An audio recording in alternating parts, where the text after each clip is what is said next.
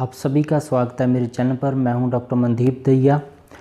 दोस्तों, uric acid के बारे में काफ़ी लोग इलाज तो लेते हैं पर इसका कोई भी उनको परमानेंट सलूशन नहीं मिल पाता। तो आज हम बात करेंगे यूरिक एसिड के इलाज के बारे में और इसके शुरुआती लक्षण क्या होते हैं और इसकी घरेलू दवा क्या है, और कुछ भ्रांतियाँ भी मैं आपकी दूर करूँगा, क्योंकि जो हमारे साथ पुराने जुड़े हुए हैं उनको पता है हम साइंस को बिल्कुल हिंदी भाषा में समझाते हैं। जो आज नए लोग मैं जुड़ रहे हैं उनको मैं बता रहा हूँ कि यूरिक एसिड है अकेला पानी ज़्यादा पीने से या पानी बंद करने से होने वाली बीमारी नहीं है।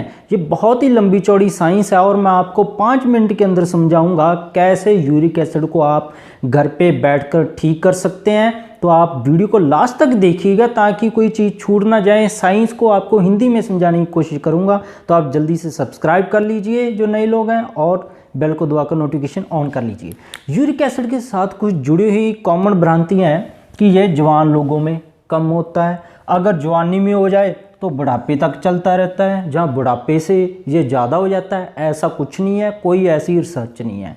पानी कम पीने वालों को यूरिक एसिड होता है, ऐसा कुछ भी नहीं है। पानी ज़्यादा पीने वालों को भी यूरिक एसिड होता है और कम पीने वालों को भी होता है। जो खाने पीने में ध्यान नहीं रखता उसको ये होना ही होना है।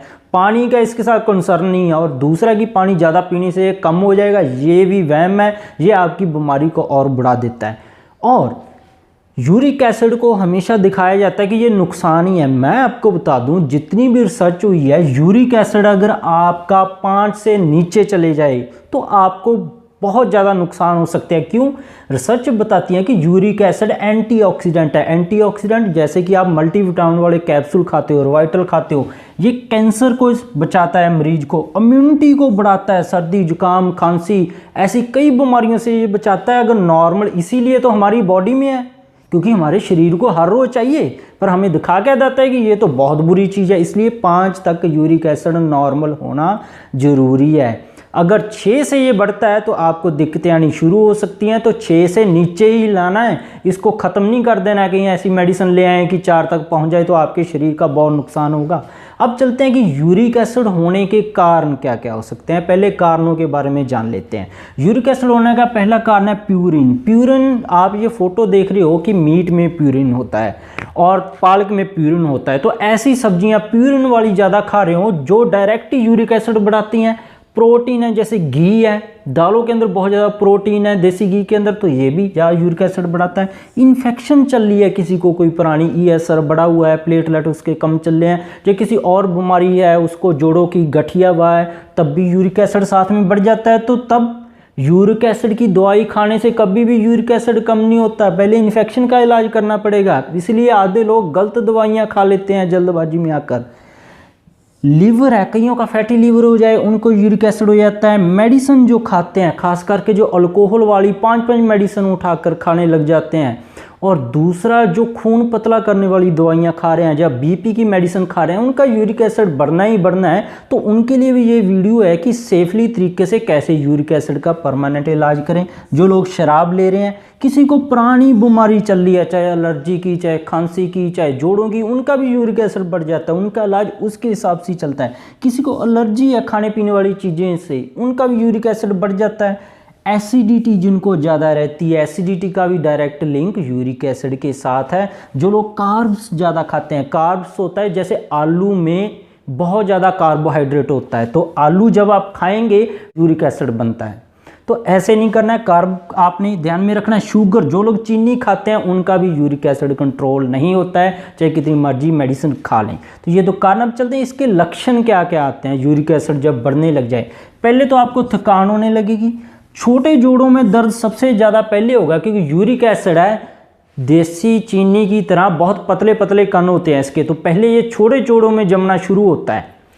छोटे जोड़ों में दर्द आपके, चाहे पैर के छोटे जोड़ है, अंगूठा है, कहीं पे भी हो सकते हैं, टखने में हो सकता है। फिर ये बड़े जोड़ों में जमने लग जाता है, क्योंकि छोटे जोड़ों में जोड़ छोटा होता है तो वहाँ पे जल्दी दर्द होता है, बहुत ही तेज दर्द होता है। और सुबह उठते वक्त ये दर्द तेज होता है और स्टिफनेस, अकड़न और जकड़न बहुत ज़्यादा होती है इसमें।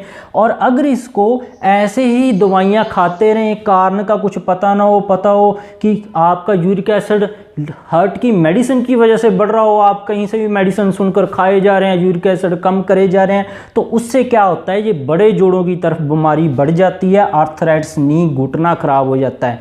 पता लगा इन्फेक्शन की वजह से यूरिक एसिड आपका बढ़ा हुआ था, आप दवाइयाँ खा रहे हैं अकेली यूरिक एसिड की, तो पहले इन्फेक्शन ठीक करने की ज़रूरत थी। तो इसलिए ये मैंने बताया कि पहले इनका भी इलाज कभी कभार करना पड़ता है, नहीं तो आपके घुटने खराब हो जाते हैं ऐसे दवाइयाँ तेज खा खा के। इंग्लिश खा लेते हैं, चाहे कोई भी खाएं, आयुर्वेदा भी कई तेज खा लेते हैं, होम्योपैथी भी खा लेते हैं। तो ये सारे लक्षण है घुटनों में, गर्दन में, फिर कमर के जोड़ों में, सारे बड़े जोड़ों में चला जाता है।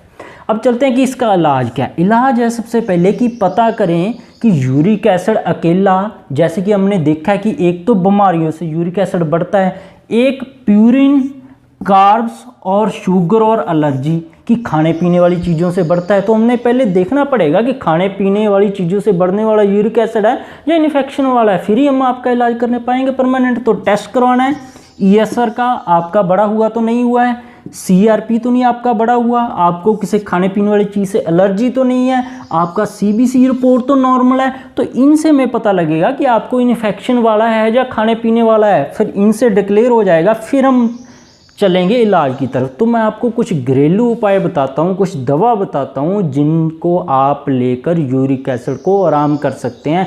टेस्ट भी आप बाद में अपना करवा लीजिएगा, पहले आप कुछ आराम कर लीजिए, घर पे बैठकर ये आप दवाएं तैयार कर सकते हैं। बहुत ही आसान उपाय है। पहला जो उपाय है वो गार्लिक एक्सट्रैक्ट, लहसुन का।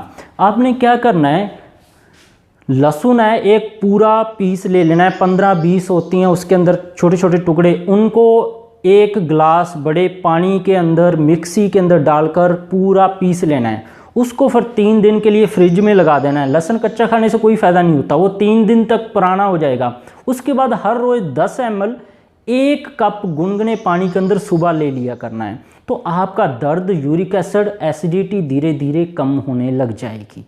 तो ये गार्लिक के ऊपर, लहसुन के ऊपर मेरी अलग से वीडियो है, वो देख सकते हैं। दूसरा जो घरेलू उपाय है, पानी जब सुबह खाली पेट पीते हैं तो खाली पानी मत पीजिए, क्योंकि खाली पानी के अंदर कुछ नहीं होता, आपके गुर्दों के ऊपर और ज़्यादा असर पड़ता है। तो पानी के ऊपर हमारी वीडियो देख सकते हैं। पानी के साथ आपने आधा नींबू लेना है और कुछ मेंथा, पुदीना ऐड करना शुरू करना है। 2-3 पत्तों का जूस मिक्सी में आप सारा कुछ मिक्स कर लीजिए, 1 गिलास पानी, आधा नींबू और ये पुदीना। इसको आप अपने साथ भी ले जा सकते हैं, कहीं पे भी जाते हैं तो यही पानी आप यूज कीजिए। और चीनी वगैरह ये सब कुछ ऐसा बंद रखिए, क्योंकि ये कारण है। और तीसरा है, एक होम्योपैथी मेडिसिन आपको मिल जाएगी, अर्टिका अर्न्स क्यू। ये 10-10 बूंद आपने, ये जो तीसरा उपाय है, सुबह शाम 1 कप पानी के अंदर डालकर आपने पी लिया करना है। कोशिश करें कि यही उपाय आप करें, क्योंकि मेडिसिन ये आप, कईयों की आदत क्या होती है, मेडिसिन उन्होंने सुन ली, लेते रहेंगे, अपने टेस्ट नहीं करवाएंगे। तो इन घरेलू उपायों का हमें कोई नुकसान नहीं है, लंबा समय भी करते रहेंगे तो 90% लोग तो इससे ठीक हो ही जाएंगे लगभग, ये दोनों घरेलू उपायों से।